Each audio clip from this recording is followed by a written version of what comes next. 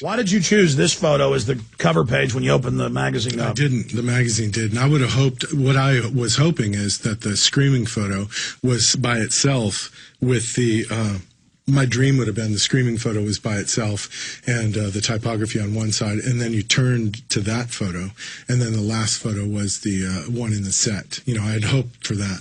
But I was really happy with it. So first show me in the screaming and then show the calm. Yeah, I like that. Yeah, just kind of jump back and forth because once again, and I really like this very flattering photo of you. Yeah, it is. Yeah, you like that one, huh? That's your new headshot, exactly. Well, that's what I look like to myself when I'm looking in the mirror, you know, brushing my teeth. Sure. And then I'm not really photogenic. I mean, I'm not very narcissistic, but at the same time, you're looking at photos of yourself. It's like, that doesn't really look like me. Of course, absolutely. And but your photos, because I've met some of these famous people in person, the photos you take of people is what they really look like. Yeah, yeah. And that's a challenge when you're shooting someone famous, by the way, because you've seen them represented in the media so many times. It's like, how do you make that quintessential image and still have it be a recognizable image? And what I try to do in my photographs, and I think to a large extent I'm successful, is to try to create a timeless, iconic image. So that is not to use like fancy, tricky lighting stuff, to keep it really simple. There he is. Let's quit looking at me now. In fact, we don't have much time. Run through some of the other photos at the end of that we haven't seen of other people. Go ahead. Did we find the Lee Harvey Oswald photo yet?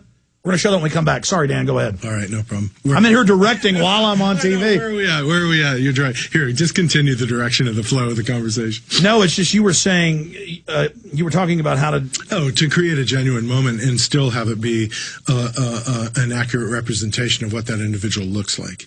Because once again, you know, people that are really widely known in the news and stuff, it's very difficult to create an image that stands out and that's going to connect to you because you've seen so many of them. So the idea of trying to create, you know, try to heighten it to the point where it becomes iconic, I guess, ultimately. And, you know, through the history of photography, there are those single images that represent to everyone. You know, if I said Lincoln, there are a couple photographs, even though he was photographed, you know, he wasn't actually photographed that many times, like 12 times, I think.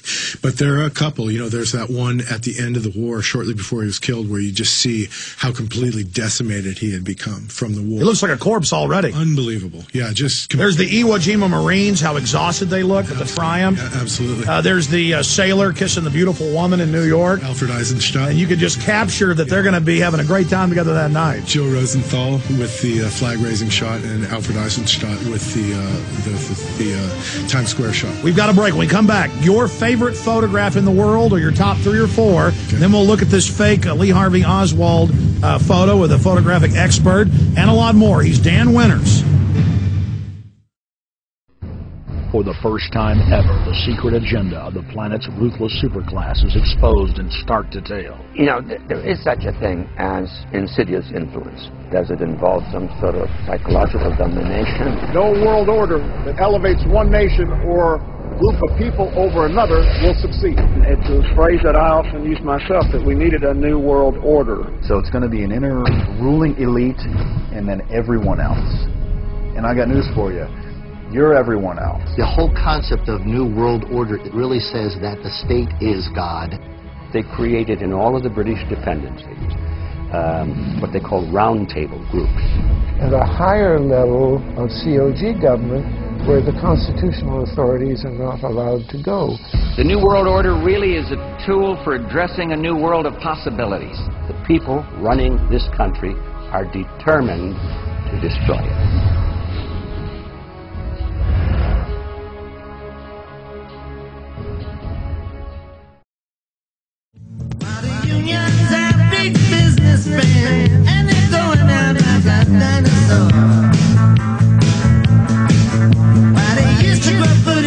Well, there's the famous setup photo, a Photoshop from back in 1963 before they had Photoshop of Lee Harvey Oswald.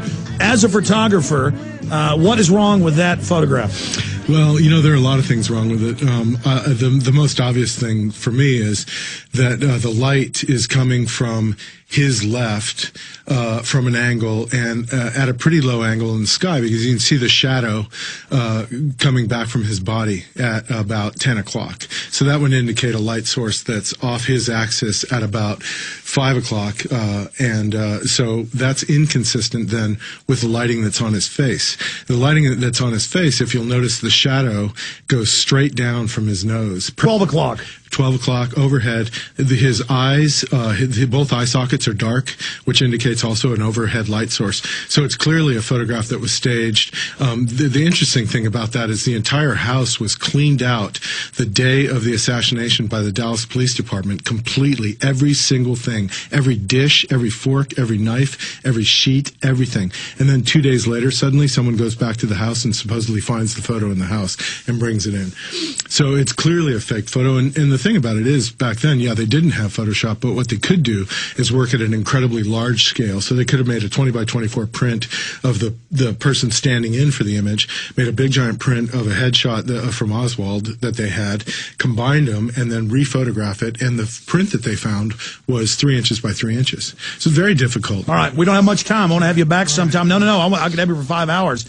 Shifting gears again, I don't want to get I believe we do have a space program that went to the moon. I've talked to top astronauts, but they wanted to fake some photos for the public to not show the public what we really have. What do you think of those moon photos? Well, I think the most interesting thing about the moon photos is that there are some problems with them. There's some definite problems with them. You know, I've actually photographed Conrad Grissom and Harrison Schmitt. Harrison Schmitt was the last person that set foot on the moon. Conrad, obviously. We've interviewed him, yeah. Yeah, exactly. Schmidt's amazing, geologist. You know, and the thing about it is that the lighting is really inconsistent in those photographs based on, you know, the light source on the moon would be one singular source. It would be the sun only. So either you got light on you or you don't. So the shadows are all pure black and the highlights are all pure white because they're illuminated. So the problem with, you know, the photograph of Aldrin coming down off the LEM, you know, that entire it's backlit, and so the LEM should be black. It shouldn't be illuminated, but it's illuminated. But instead, there's angles everywhere of light. Yeah, there's multiple shadows. There's directional shadows. There was a great photograph that NASA had or a film image that they had released, which they've since pulled. You know, I think it got in under the radar, and some people got it and they questioned it, and it got pulled, of the flag on the moon blowing. Yes. Wind on. You've seen that. Okay. So as a top photographer who knows the whole science of it, this is suspicious. It's suspicious. And, you know, I've looked into that. I watched the documentary, A Funny Thing Happened on the Way to the Moon, which there's a lot more stuff on there that's really inconsistent. And it was almost part of the same interest I had with the 9/11 stuff with the Pentagon. You know, something seemed weird. And we have a right to question it. You look at Unfortunately, we're down to a minute and a half. Let's show the photo of his father here. And I described what I got from it, you know, it's... You know, it's almost like the Sistine Chapel where God's reaching down, but also he's old, he's wise, he's strong, but you said vulnerable. Yeah, I think there's a lot of vulnerability in that image, you know, especially in his eyes.